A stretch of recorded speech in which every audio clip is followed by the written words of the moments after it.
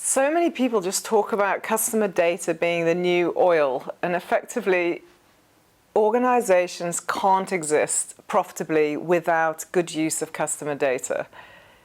There's no mistaking that the most successful companies are using their customer data well, but they can't just use data, they have to acquire data. So let's talk about how do organizations go about doing that? Because it's all very well and good for us just to say that the best organizations are using data, but often that's the most terrifyingly difficult part just to get going, but it doesn't have to be. So if you think about a big organization like Amazon, Amazon claimed to be the most customer-centric retailer or the most customer-centric organization on the planet. But they haven't done that without acquiring data over years and years and years of serving their customers.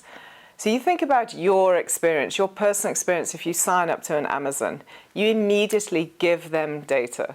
You give them your name, you give them your email address, you give them a cell phone number. And from that, they start to create a customer profile on you. And then you start browsing. And then you start buying, and then you start putting things in a basket that you may not purchase. And you can see the journey is just continuing with a brand like Amazon. So here we are sort of 5 years on from starting a relationship with Amazon. They know more about you than you may think, but in a permission-based way. You've given them permission every step of the way by signing up to their e-commerce environment, signing up to their loyalty program, which is Amazon Prime. Each step of the way, you're giving them nuggets of information that they then cleverly use behind the scenes. But obviously, Amazon is a gargantuan big corporate.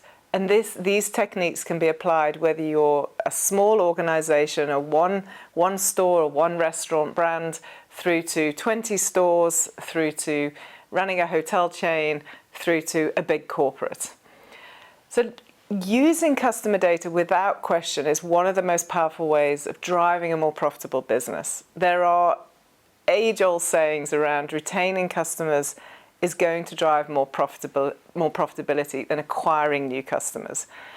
And so many organizations spend all their time trying to acquire new customers. So they are chasing new customers, but they're not actually able to retain them, because once they've chased the customer, they've spent all their energy, all their marketing effort to get the customer to go, okay, I've noticed this brand, I like this brand, I want to sign up to a newsletter or buy from this brand.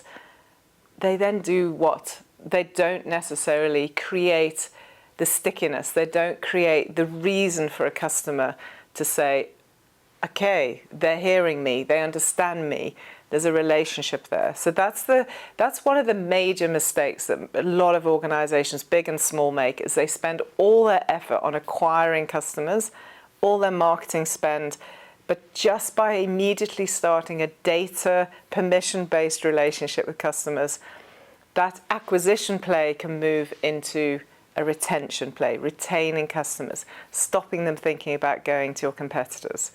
So that's effectively what we're trying to do, is we're not trying to stop traditional marketing. There's still a place for traditional marketing, but we're trying to layer it so that you spend the marketing dollar more effectively. And acquisition will still take place, but we keep hold of the customers to come back to you rather than your competitors. So let's just think about all the different ways we can acquire customer data. So one of the most traditional ways is a good old-fashioned loyalty program. And in a loyalty program, acquiring customer data might be the main reason that a brand does embark on a loyalty journey. If you think about a retailing organization, you don't necessarily know the customers that come through the store doors. So if they're walking into a physical bricks and mortar store, you may not know this customer unless you can get them to sign up to something, which often can be a loyalty program. Customers don't readily give their information to you unless it's a value exchange. So a loyalty program gives you that value exchange. It gives the customer something for them saying, yes, here I am, I'm Amanda, I live here, I'm this old, and so on. The list of what they can give you can be short or long. So a traditional retailer will often use a loyalty program as a way of acquiring customer data. And then it is a permission-based relationship, because you say, I want to be part of this, but in return, I'm going to give you my data. But in return as well, you're going to give me points and prizes and vouchers and so on. But let's just say you don't want to necessarily go down the journey of loyalty programs. There are other ways to acquire customer data. You can get customers to sign up to your newsletter. You can get customers to download your app, or online in web, you may have an e-commerce proposition. Get customers, they're going to have to tell you who they are, where they live, and in that process you can acquire more data.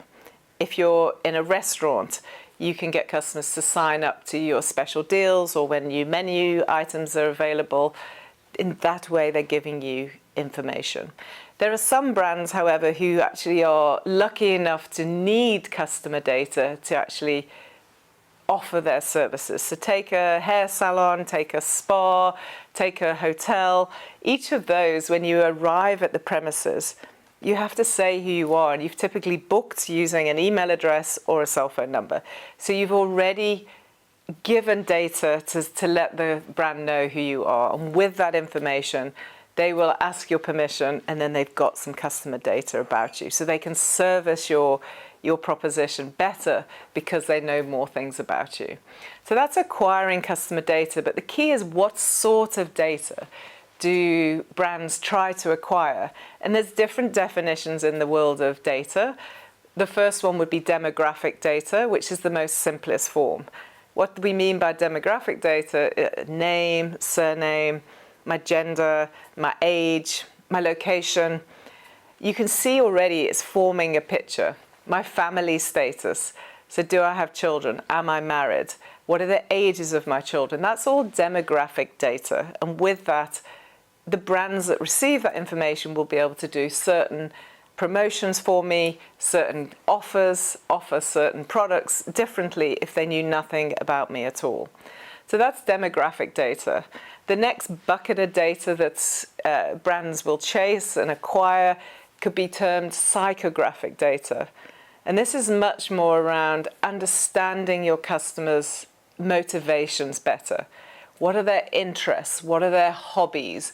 What would they prefer to do in their spare time? And that can be acquired through simple techniques like asking a questionnaire, asking a post-transaction or a post-store visit or post-service experience, feedback form. What did you like about us? What didn't you like about us? And while you're asking for that feedback, you can just subtly ask other questions. Think about if you're joining a gym, a sports club. You may start to give information around, okay, I want to join the gym because I actually want to lose weight, or I want to just get healthier. But you may also give information saying, my preferred sports brand is Nike or New Balance, or I also play tennis, or I might also want to do yoga. Whatever it is, you can imagine the story could go on forever. But by doing that, these nuggets of information will help A, this brand service your needs better, and B, the brand will also try to cross-sell other opportunities or work with partners that can give you better value. So you feel better as a customer, but the brand also obviously benefits by hopefully a more profitable business and less marketing spent on the wrong information. And then another bucket of data that is incredibly powerful, I term behavioral data. Behavioral data is collected by exactly that, by the customer's behavior. So think about the previous reference I gave to Amazon. If Amazon see I'm buying products from a certain cosmetic brand, that is me telling them something about myself. If Amazon sees my book preferences, it will tell you something. If I'm looking for sports-based books about marathon running, for argument's sake, maybe they shouldn't then be sending me books about cycling, because I clearly am only buying running shoes, running tights, running books, nothing to do with cycling. So I potentially have no interest in another sport. That's all behavioral data. I'm not telling them that I like running. I am showing them that I like running. Now, the big corporates particularly excel at behavioral data. Think about a supermarket. In big supermarkets, whether it's Walgreens, whether it's Tesco's, the quality and quantity of data that they acquire is vast, and they're able to dissect and slice and dice the data to really understand my preferences as a consumer. Do I prefer Coca-Cola? Do I prefer Coca-Cola Light or Diet Coca-Cola? I don't have to tell them that. They can see it in the data. So that is 3 separate forms of data. And imagine the profile of a customer if you understand the demographics, you understand their behavioral preferences, and now you understand, on top of that, what they've stated to be psychographic preferences. Those 3 buckets of data together create a very, very sophisticated view of your customer. What are you going to do with that data is an obvious question you must ask before you embark on this journey. One of the most obvious things is you're going to market to the customer differently. You're going to be able to communicate to the customer differently, whether you communicate through email, SMS, app, push notifications, or even in-store or in-restaurant experiences can all be different, can all be tailored based on any number of different data points. So for small organizations, you may simply have name and age and gender of your customer, but with that alone, you can start to communicate differently. If you understand, take for example, you may be a beauty retailer or a spa, a beauty spa. If you understand that half your customers are male and half are female, then that's a very simple split immediately in your communication strategy. Because potentially a male skin might need, or older, let's look at the age of your customers. So if you have an older customer versus a young customer, they're going to need different things from your salon, from the products that you sell, and you can immediately serve your customers better. So that's the communication strategy that would change. But also, let's think more deeply than that. So it doesn't matter what size of organization you are, whether you've just collected demographic data or whether you've moved into psychographic and behavioral data collection, you can still deliver more efficient and effective marketing. So better spend in your marketing budget and better return on investment because you know, as simple as knowing the age of your customers. But take the same example. If you know the age of your customers, you're going to stock different products. If you know that the demographic profile of your customers is also with children, married, and you're a restaurant, you can also invite customers to celebrate their children's birthdays, not just date night for husband and wife. So already you can start to paint a very different picture. The other very important thing to remember about customer data is strategically how it can help you run your business. If you take all of the data that you have collected and you plot the value of your customers in terms of how much they spend with you, how frequently they come into your store, restaurant, hotel, whatever business you're running, you will have certain customers that are very, very loyal to you, and then you'll have a long tail of customers who may have just frequented you once a year for argument's sake. If you know that, you won't treat all customers with exactly the same approach. Customers must always feel special to be engaged with your brand, but your most profitable customers need to feel that from you.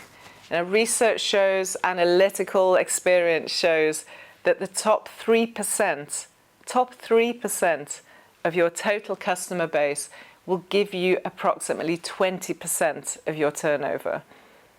Now, we all know about the 80-20 rule, so the top 20% of your customers, so that's 1/5 of your customer base, typically is going to be giving you about 75 or 80% of your total turnover. That may not sound surprising, but what is therefore very important is the remaining 80% of your customers is only going to be giving you approximately 20 or 25% of your turnover. So be careful how much marketing money you're spending on the remaining long tail of 80% of customers when you could be spending it on retaining your best customers or getting your best or better customers to spend a little bit more with you because they already love you. They're already showing that because they're coming into your brand more frequently than the average customer. So there is no question that by driving a strategy to acquire and use customer data is going to deliver a more profitable business. The key is to not be afraid of it. The key is to take the first steps to acquire data, collect the data with permission from your customers, baby steps through to gargantuan corporate solutions, and then process that data in a way that allows you to engage with your customers in a much more profitable way for much longer.